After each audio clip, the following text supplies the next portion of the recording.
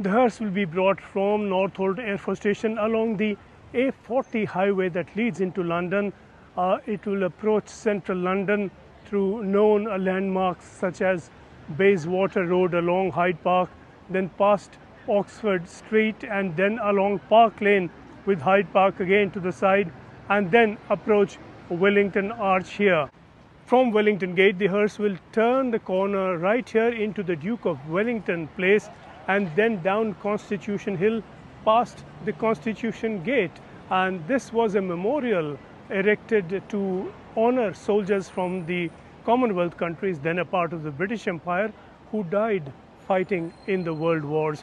And we all know how dear the Commonwealth was to the Queen. And then further down that road behind, straight to Buckingham Palace.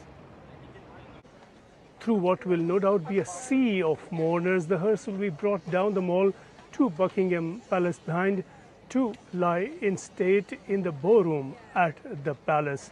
That is when again family members will be around the coffin. They will be there to pay their last respects together with hundreds of members of the staff at the palace who served her so long and who loved her so dearly. On Wednesday, the cortege will move down the Mall here from Buckingham Palace behind in the direction of Whitehall and then on to the palaces of Westminster, where the body will lie in state for 4 days.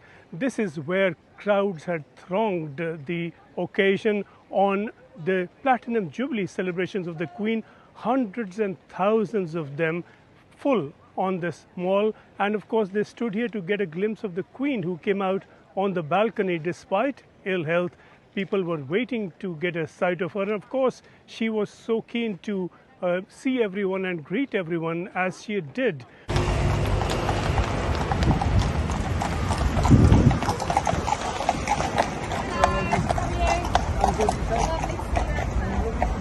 This will be the final stretch of the procession along Whitehall, past all the major offices of government, the Ministry of Defence, the Foreign Office, Downing Street itself, home to the Prime Minister and the Chancellor of the Exchequer. This is a government street, it's the seat of government to the extent that Whitehall has become another name for government. This is the government that Her Majesty had presided over, not through any direct rule in the medieval sense, but not one as spectator either. She held weekly audiences with the Prime Minister, where a lot that she said, a lot that she wanted to see influenced the decisions of the government, if not shaped them on occasion. It will be a slow procession to give people time to pay their respects honorably and a little patiently despite the crowds. The distance from Buckingham Palace to the palaces of Westminster, where the Queen will be laid to rest for public viewing, is expected to take a precise 38 minutes.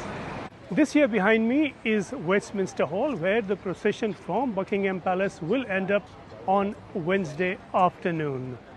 A service will be held at first within Westminster Hall, which is the one right behind.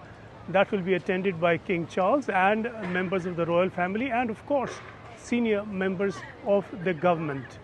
Then on, the coffin will be kept on a raised platform within to permit public viewing, which will open about 5 p.m. local time on Wednesday, which is 9:30 p.m. IST. And there the Queen will rest in state for public viewing right up till 6:30 a.m. local time, which is 11 a.m. IST on Monday morning, which is the morning of September the 19th.